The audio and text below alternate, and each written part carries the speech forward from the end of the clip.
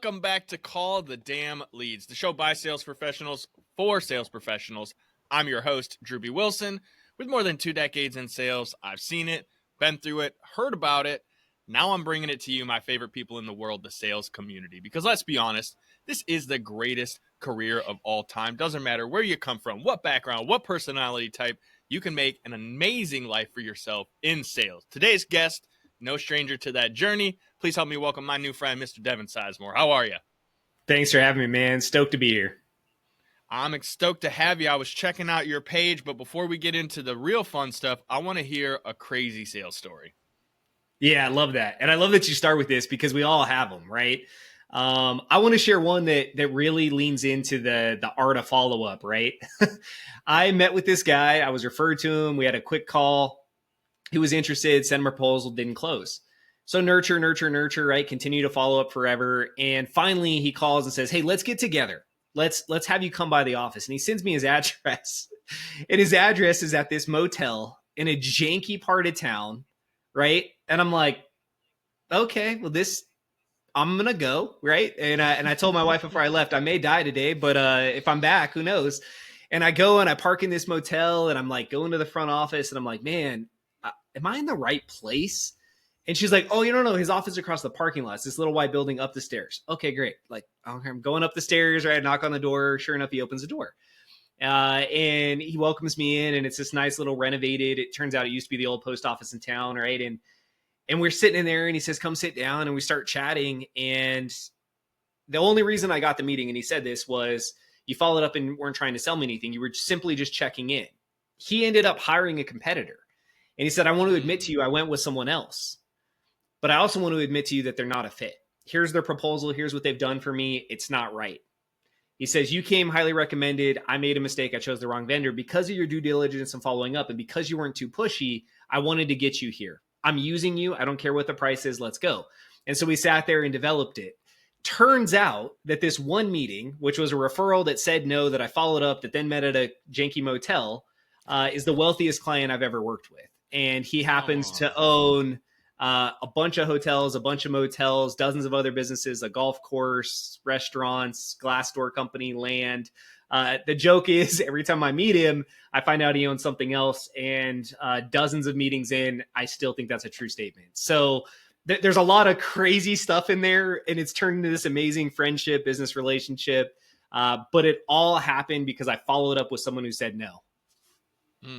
You know, man, there's a lot of pieces to that story we can really dive into, but I think the number one thing that I love most from it is never assume. Just because you see someone from the outside, you can't, we're all guilty of it, right? It's a fight or flight mechanism. Like, we look at people, we judge them. We're always kind of like, what's going on here? What's the next thing? But in sales especially, you gotta be careful about that kind of stuff, man, because you just never know by looking at someone, or even just in a surface level conversation, what they truly have going on. And I love the long-term follow-up situation, because I'm guessing that this is a gentleman who genuinely cares about relationships, and when he gets into one, he does not do so lightly. Is that pretty fair to say? Yeah, 100%. And let me jump in real quick, because you said one thing that's really important to me. In my book, I talk about 5 principles. 2 of the principles are there's value in every relationship and never make an assumption about a connection. And I hold myself accountable to that all day, every day, right? Taking meetings with everyone, getting to know everyone, remaining curious, not judging.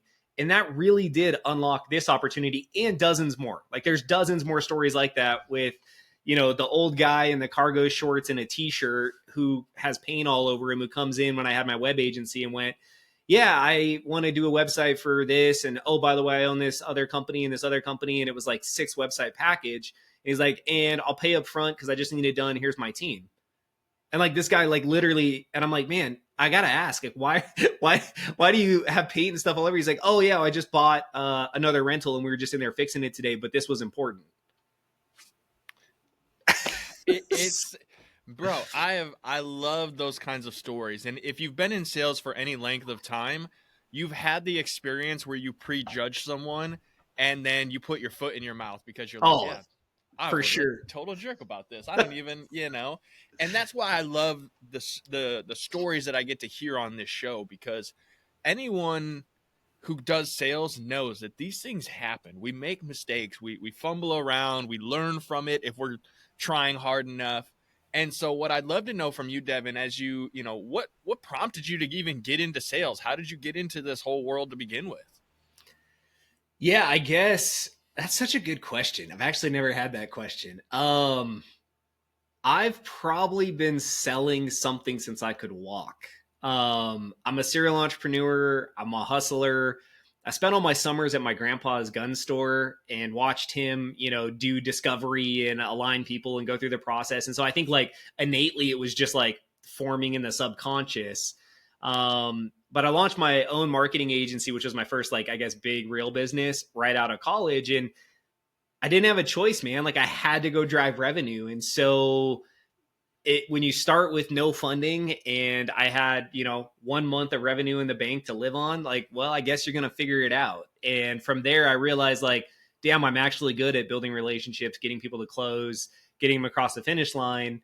To the point where I was so good, I almost broke the company because we outgrew our ability to deliver. So I got into it because I had to, and I'm addicted to it, man. I love business. I love generating revenue. I love aligning people with things they need. Yeah, it's so fun.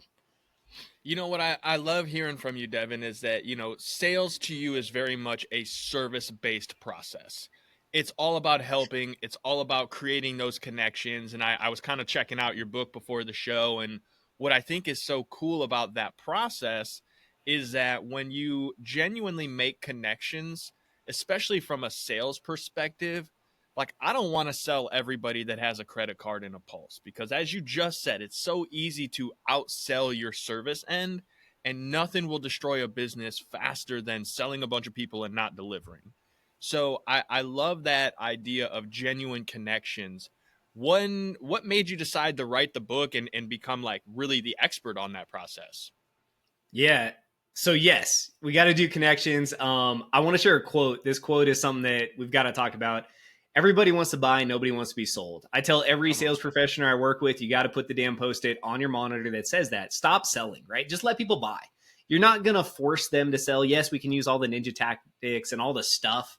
But if we align really well, what happens is they just pull the card out and go, hey, Devin, like, how do I start? Right. So just a little note there. If we look at me launching my marketing agency way back when, I was in the SEO space, digital marketing space, right when that was super hot and really blowing up, crowded marketplace, hyper competitive, and I had to find a way to be different. And so we did all the other strategies, funnel development, blah, blah, blah. We did it all. And I had a mentor who was like, man, you got to speak. So I did, got on stages, started generating small group intimate settings and doing that, which was awesome. But what I realized is there was a way to shift from marketing to one client to marketing to many, right? So that gets you into the referral partner world.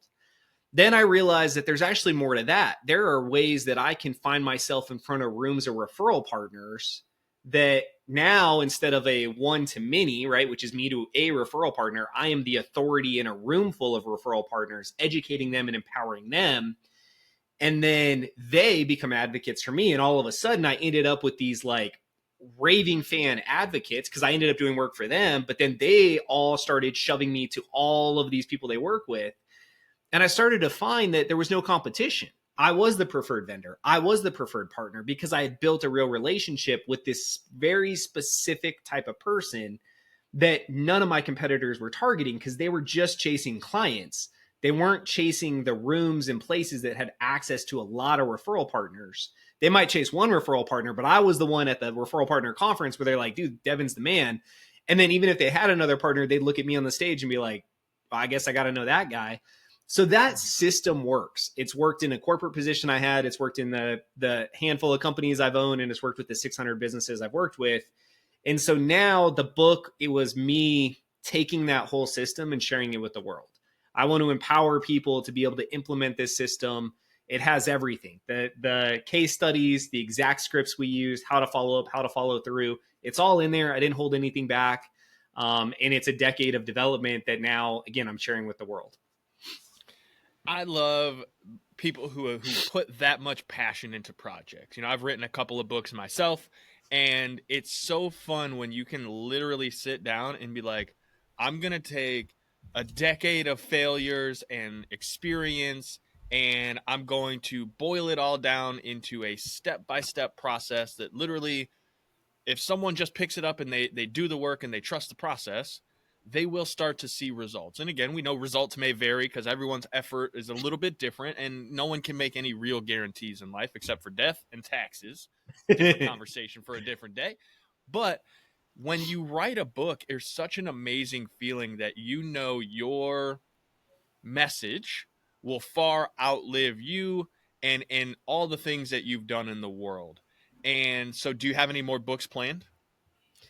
Yeah, so I wrote. It's interesting, right? And I work in that world too. So I wear two hats. One is working with people to write and publish books, and so yeah, I wrote a whole nother book, didn't publish it Come on. because it wasn't aligned with what I wanted to grow today.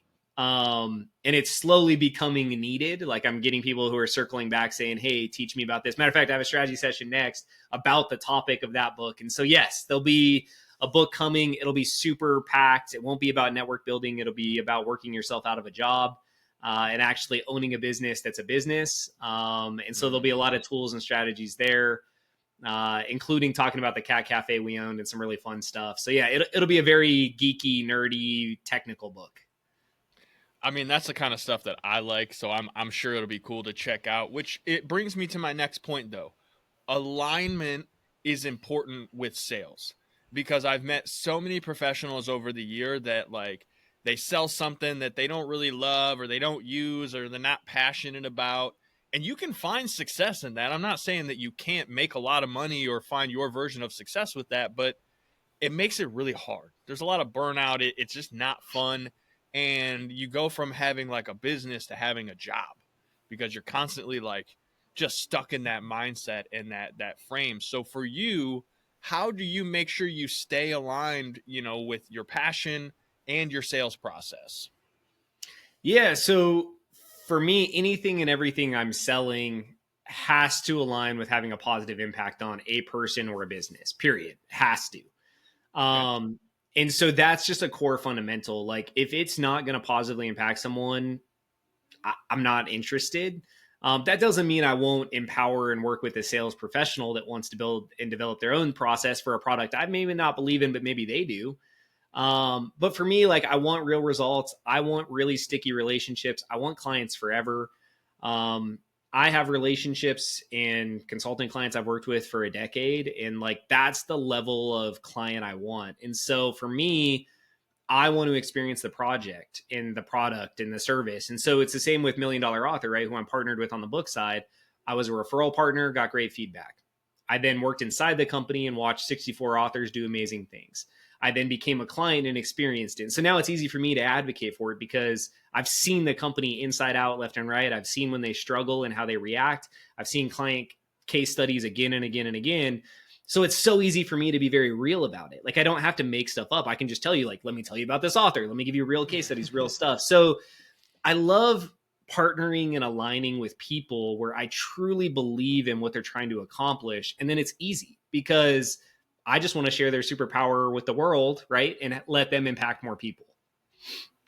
I think that's super interesting because the connection side of business is, you know, when I let me back up for a second. When I look at business, entrepreneurship, anything in that realm, you have sales, you have marketing, you have networking, then you have the mindset kind of on the back end that ties it all together, which can get a little woo woo sometimes, but we all know that there's a reason we got to have that thing tying it all together. But from the networking aspect, I truly believe that this is an art form that is going by the wayside.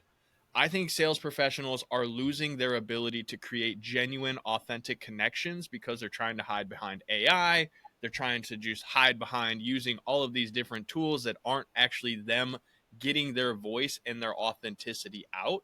What's your take on this with the world that we're in right now?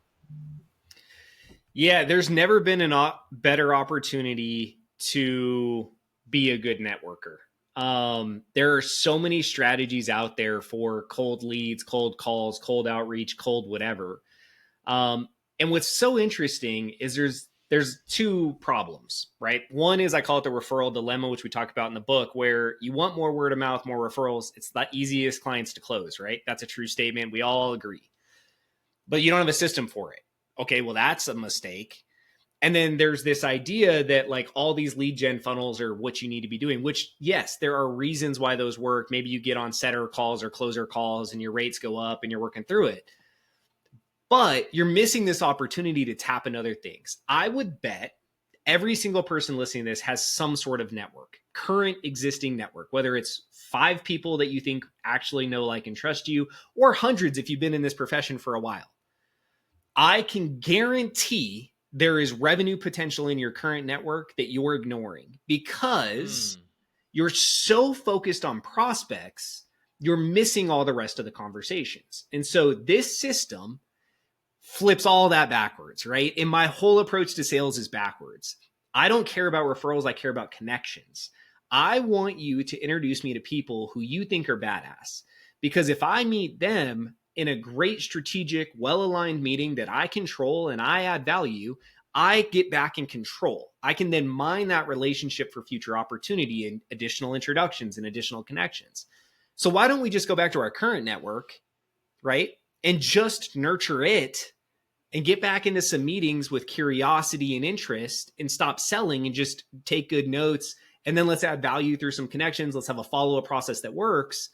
And let's take that network you already have and reignite it and get it producing to the point where January, right, as we're recording this, we've got a month going. I have personally sent out over 100 connections. I just pulled the sheet up. 36 inbound connections this month. That's 36 new people to my world that I didn't know at the beginning of the month. I don't know about any of your listeners, but what would 36 high caliber, again, connections, these aren't all prospects, what would 36 high powered, edified, and aligned connections do for you in your sales pipeline? Yeah, I know the answer.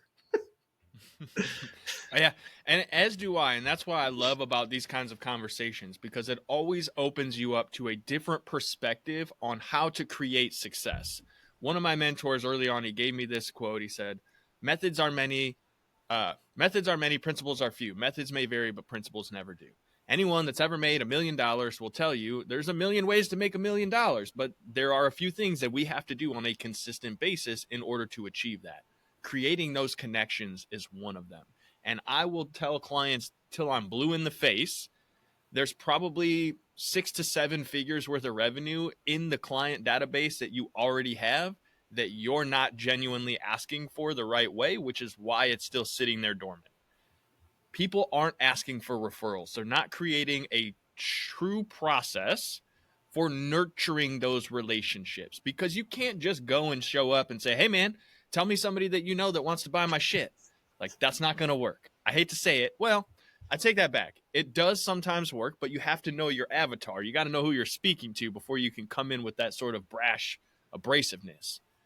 But if you're doing a good job connecting, you're asking questions, you're listening, you're building real relationships based on value, not just on the value you can extract from that person, it's pretty incredible to see what opportunities start popping up, and just how often the things that you've been looking for, that you've been praying for, they're right there in front of you, and you just have been overlooking them, trying to see something that's further out in the distance. What do you think? 100%. Yeah, 100%.